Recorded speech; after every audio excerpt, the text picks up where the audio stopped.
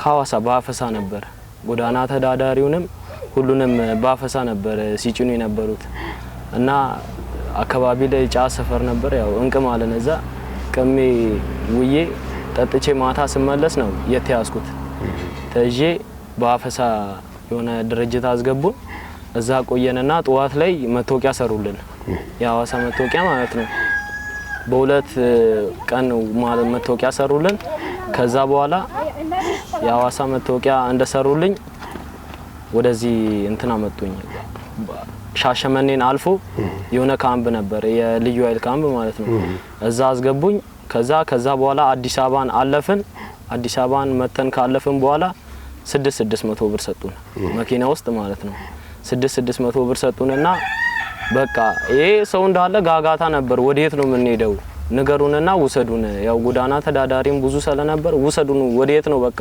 ንገሩንና እንወቃሉ ከዛ አይነገራችሁ የሚነገርባችሁ ቦታ አለ ምናምን ለስራ ነው የምትሄዱት ተባለ እሺ ምናምን አለ ሁሉም እየሄደ አማራ ክልልን እንደገባን በቃ መከላከያ ነው የምትሄዱት ተብሎ ፖስተር ለጥፉ መኪና ኳላና ከፊት ማለት ነው የውትድርና ከዛ በኋላ ሰው ለሽንት አውርዱን አለ ለሽንት አውርዱ አባለን ወወረዱን ሲያወሩን ግማሹ በተራራ ምናን አርገን ለማምለጥ ሞከርን ከኔ ጋር የተያዘው ተያዘ ያመለጠውም እንደ ድሉ አመለጠ ከዛ በኋላ አዲስ አበባን አልፈን እንደመጣን ሩቅ ቦታ ተጓዝን ከዛ ሩቅ ቦታ ተጓዝንና ያደረን መንገድ ላይ ያደረን አባይ በረሃን አልፈን ብር ሸለቆ ማሰልጠኛ ገባው ብር ሸለቆ ማሰልጠኛ ገብቼ 45 ቀን ሰለጠንኩ 45 ቀን እየሰለጠንኩ በቃ አልተመቸኝም ነበር ይሄ ግዴታ ስለሆነ ምንም ላረጋለ አልተመቸኝም ነበር በቃ ለማምለጥ አሰብኩ ባይምሮዬ ከማሰልጠኛ ለማምለጥ አሰብኩኝና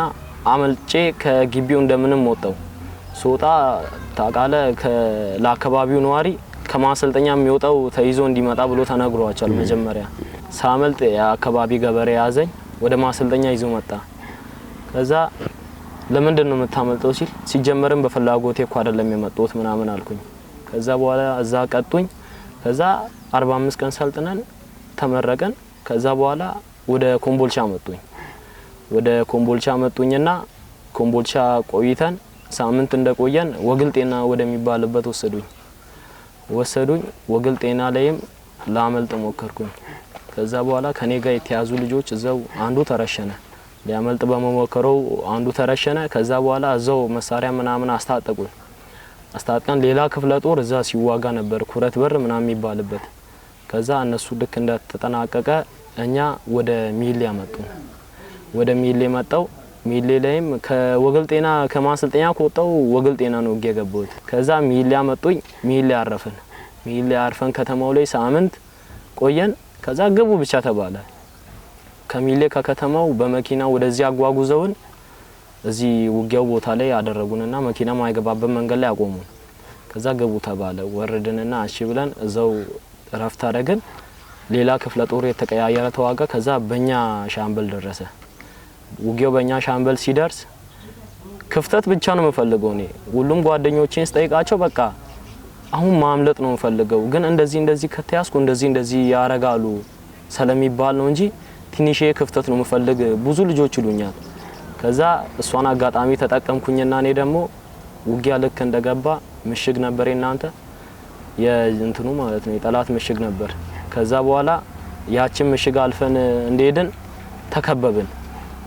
ተከበብን ከዛ እኔ ነኝ አልኩኝ ወገን ነው በቃ እንዳትኩሱ ጄን ሰጣሉ ብዬ መሳሪያውን ወደ ላይ አረኩኝ ካዝና ነቀላሉኝ ካዝኖን የመሳሪያውን ነቅዬ ካዝናው ወረወርኩ አቀባብላሉኝ አቀባብዬ የጎረሰውን ጥይት አወጣው መሳሪያውን ወረወርኩላቸው ትጥቅም ፍታሉኝ ትጥቅም ፈትቼ ወረወርኩላቸው ትጥቁንና መሳሪያው ምናምን ካነሱ በኋላ ጄን ወደ ላይ አርገና አሉኝ እሺ ብዬ ጄን ወደ ላይ አረኩኝ ጫማ ፈተው ተፈተሽኩኝ ከዛ ወደዚህ ግንባር መጣው አሁን አብዛኛው 3 ሐሳብ ነው ያለው የኛ ጦር ውስጥ ማለት ነው አንደኛው ለምንድን ነው የምዋጋው ብሎ አያወራም ግን በቃ እርስ በርስ እናወራለን ለምንድን ነው የምንዋጋው አሁን ትግራይ ላይ እንዴት ጥል እንደተነሳም አይታወቅም ሁሉም ማያውቅም ነባሩ ተጨፍጭፏል አሁን ለምንድን ነው እንደዚህ መዋጋው ይላል አንዱ በምን የተነሳ ነው መዋጋው አልቋል ብቻ ይለኛል አመራሪ መጣና እንዲህ ነው አልቋል ተበትነዋል እንደ ዱቄት ተበትነዋል የተበተነን ዱቄት ደግሞ መልሰ በታፍሶም ዱቄት ሊሆን አይችልም ምናምን በቃ ማይሉት ነገር የለም። እንደዚህ ነው ተበትኗል። አሁን ሚሊን ሊቆጣጠር ነው የሚፈልገው። ሚሊን እኛ ደግሞ አልፈን የኛ ሰራዊት በሌላ በኩል ሁሉንም በኩል ተቆጣጥረዋል። ሁሉም ተበታትኗል። ምንም ጦር የለም። ብቻ ግቡ ምናምን በቃ ሌላ የሚሉት ነገር የለም። ግቡ ብቻ ነው የሚሉት። ግቡ ይላል። ከዛ ተሰውቶ የቆሰለው ቆስሎ እዛው ሌላ ነገር ሆኖ በቃ ይወጣል። ተበታትኖ ማለት ነው። እንደዛ ነበር። በቃ ምንም የሚሉት ነገር አመራር የምትለው ይመጣል። ከዛ በቃ አይዞ እንደዚህ ነው ተበታትኗል፣ አልቋል፣ ይኸው ጨርሰናል፣ ውጊያ የሉም። ከዚህ በኋላ ካምፕ ነው በቃ ካምፕ ብቻ ነው የሚለው። ካምፕ ነው መገበው። ይሄ ውጊያ በቃ አልቋል፣ ያው የለም ጁንታ የለም ምናምን ብቻ ነው የሚለው። አው ይመጣና አንተን አልቋል እንደዚህ ነው ይልና ለአንተ እንትን ከነገረክ በኋላ መሳሪያውን ይዘና ኳላ ይቆማል። እሱ ኳላ ይቆማል። ከዛ በኋላ አንተ የተዋጋ እንደ ድንገት ጫና ሲፈጠርብህ ወደ ኋላ የምትመለስ ከሆነ ቁስለኛው ሁላ እንድታወጣ አይፈልግም። የራስን ቁስለኛ እንድታወጣ ፈጽሞ አይፈልግም። በቃ ቁስለኛው እዛው ከተመታ ፋሻ ጠቅልልለትና እዛው ይተኛ፣ አንተ ተዋጋ ነው የሚል ቁስለኛ። እኔ አሁን በጣም ለምሳሌ ከምሽጌ አንድ ምሽግ ላይ ያለ ጓደኛ ሲመታ ጠቅልዬ ዝም አለለውም ሲሰቃይ ላውጣ በርኩበት ማን አንተን አግላ ያረገ ምናም ብሎ ያው የሚያቀባብልም ብዙ አለ። ከዛ እሱን እዛ አስረክቤ ደግሞ ድጋሚ ወደ ምሽጌ እመጣለሁ። በጣም በቃ ስቃይ ነበር። እንዲ ሁሉም ጦር ያለ ፍላጎቱ ነው እየተዋጋ ያለው። ሁሉም ጦር ግን ሲንዳንገር በቃ ይረሸናል። ለምን እንደሚረሸነው በቃ እንደዚህ አይነት ሐሳብ ለምን እንደሚሰጠው ምን ውጊያ ነው በቃ አልቋል ባለቀ ጦርነት እንደዚህ ለምን ተላለ ብሎ በቃ ዝም ብሎ ይረሽናል። ወደ ኋላ እንደ ድንገት ጫና ሲበዛብ ወደ ኋላ መታፈገፍ ከሆነ ገና ውጊያ ከመግባት ወደ ኋላ የሚመለስ ይገደላል ተብሎ ነው የሚነገረው። ወደ ኋላ አንተ ጫና ሲበዛብ መቼስ ጥይት ጫና ሲበዛብ ከመሞት ብለው ወደ ኋላ ታፈገፍጋለህ። ወደ ኋላ ጠጋ ስትል እዛው ይገላል። እኔ ምለው በጣም ይደብራል። በቃ አሁን ይሄ በግዴታም መጥቶ ጫና ሲበዛ ይሄ በቃ በግድ ሞት ነው እንጂ ኑር አይደለም። ሞት ነው። በዚህ ጥይት ኳላም እሳት ነው ከፊትም እሳት ነው። ይሄ ሰው ምን ይውጣዋል? ያውን ከባድ ነው። በቃ ይሄ አመራሩ ልክ እየሰራ አይደለም። አመራሩ ምን እንደሆነ አላውቅም። አይምሮ ወይ እብድ ነው ወይ ምን እንደሆነ እኔ አላውቅም። ግራ ገብቶኛል። ኳላ እየተተኮሰ ከፊት እየተተኮሰብ ወደ ኋላ ለሚመጣውም ወገኑ ነው ይገለዋል። ይሄ ሰራዊት በቃ እዛው መሀል ላይ ምሽጉ ላይ ከምሽጉ ሳይንቀሳቀስ እዛው ሊሞት ነው። ምንም በቃ አልቻለም። ሁሉም ደክሟል። አሁን እንደውም ጭራሽ ሞራልም የለውም። ሁሉም እዛው ምሽግ ላይ አንድ ቀን እንቅልፍ አልተኛም። ወር ሊሞላው ነው። አሁን እንግዲህ እኔ ከመጣው በ5 ነው የመጣሁት። አሁን 13 መሰለኝ።